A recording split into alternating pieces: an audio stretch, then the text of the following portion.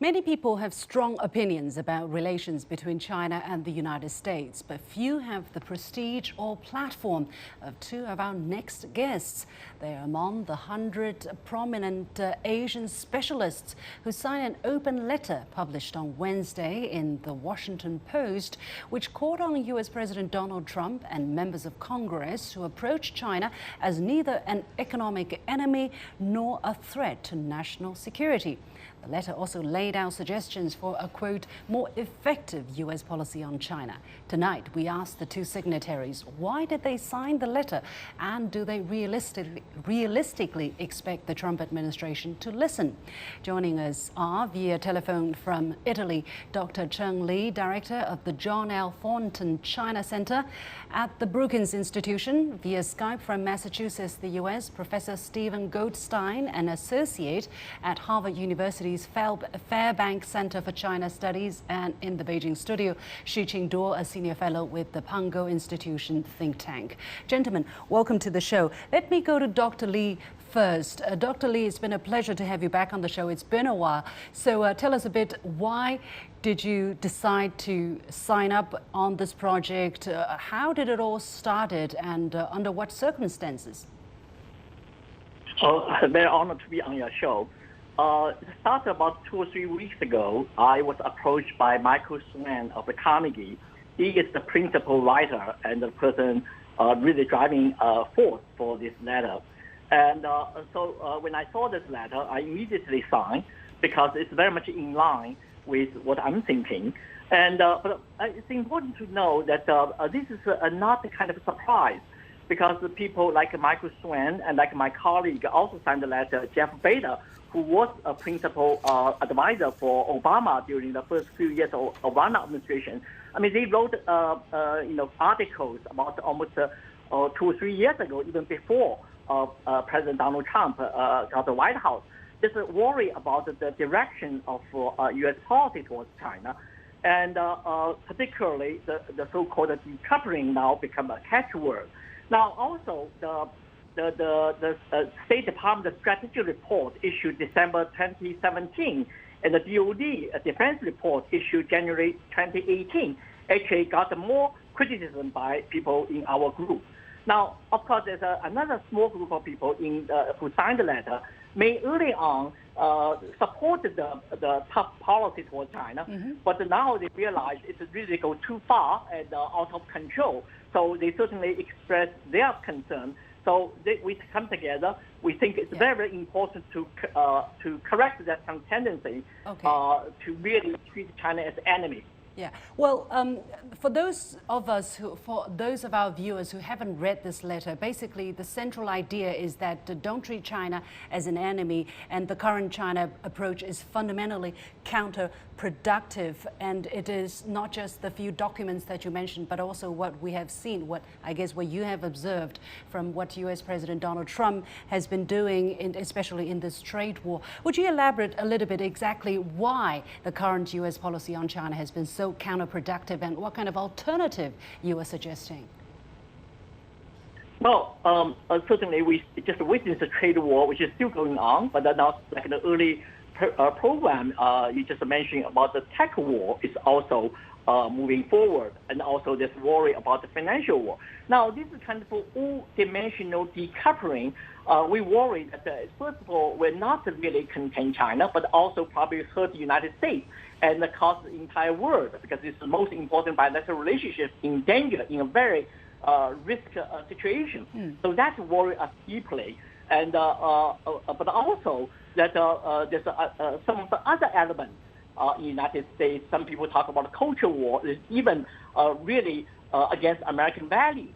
So these are all the very, very important issues which make this group 100 people, but actually there are more people, far more people. Right. And, in very short words, how would you? What's the alternative you're suggesting? Very shortly. Now, it's one thing to review the engagement policy, which started 40 years ago, but it's quite another thing to just throw it out. I think we should probably develop an even more thoughtful engagement policy Okay. This is what we try to argue. All right. Let me go to Professor Goldstein, who are joining us from Massachusetts. Professor Goldstein, thank you very much for joining us for the first time on this show. Let me go to you and to hear some of your thoughts about why you sign up on this letter and what do you think is the most important message you want to get across, especially in the way forward. What kind of alternative do you think the current administration should be pursuing? Well, I think the real story in this letter is the fact that a large number of American specialists on Asia who have very different views about China and about how to approach China have agreed on the issue of process. And that is, have agreed that the way in which policy is being made today in the US government is not functional in terms of realizing the goals of the United States and really the goals of China. So I think that's the place to focus. It's people who believe that the current regime has gone from a policy of cooperation and negotiation to competition and confrontation. What do you think should be the goal of the United States in handling its relations with China, Professor Goldstein? Well, I think that it isn't only the goal of the United States; it's the goal of the world, because what China poses and really has posed since the 19th century is how China can adjust and how the world can adjust to a different China. China's taken on many identities since the 19th century. It's been part of the communist world. It's been leader of the world revolutionary forces. Since the death of Mao, China's orientation has been, in considerable part, to join an international system of which it had a very small role in creating. And that's a very difficult problem, both for the system and for China.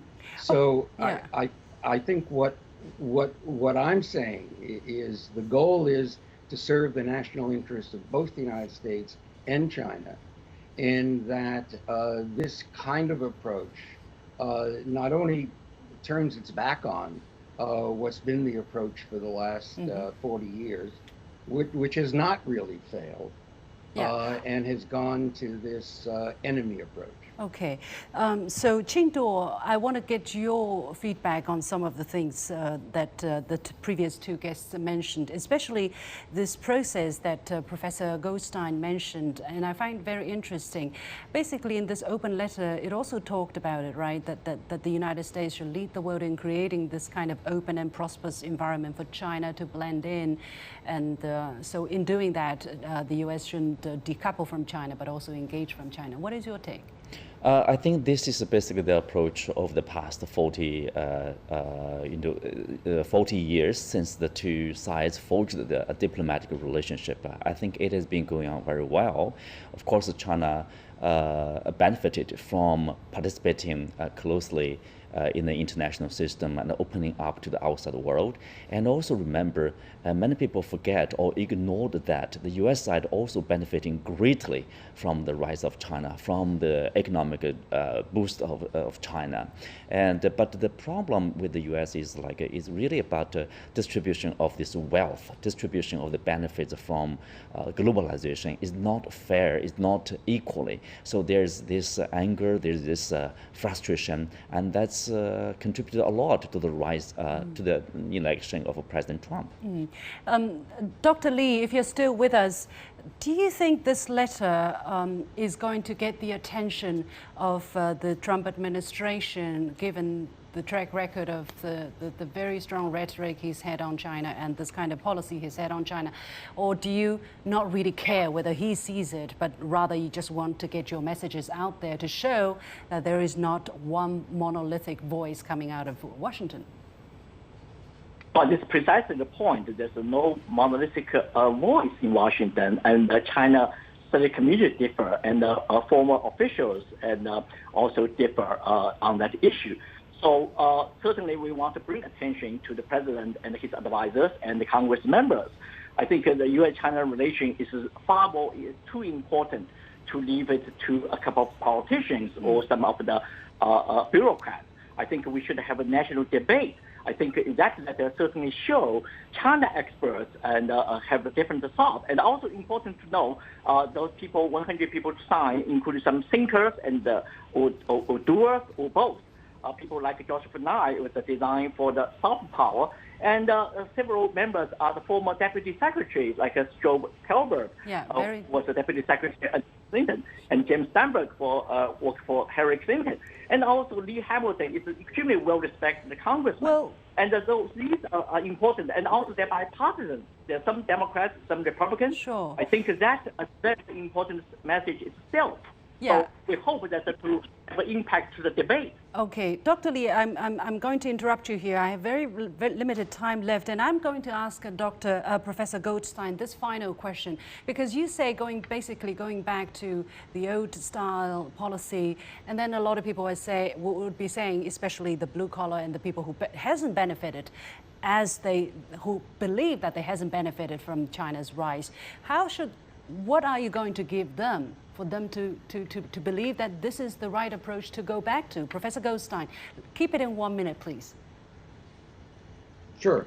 That is an issue that has not been talked about very much, that ordinary people in the United States have benefited from China's rise, not only in the provision of inexpensive household goods and inexpensive electronic goods, but also in terms of interest rates, because China buys U.S. debt, and the extent of China's purchase of U.S. debt has kept interest rates down.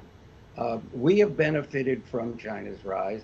China has benefited from China's rise. Mm-hmm. The problem is that the policy today is emphasizing the problems with China's rise, which certainly exist. Mm-hmm. And minimizing the benefits and minimizing the benefits that can be achieved through negotiation. Okay. They've given up on negotiation. Yeah, we have to leave it there. But don't give up on negotiations. That's what I want to say.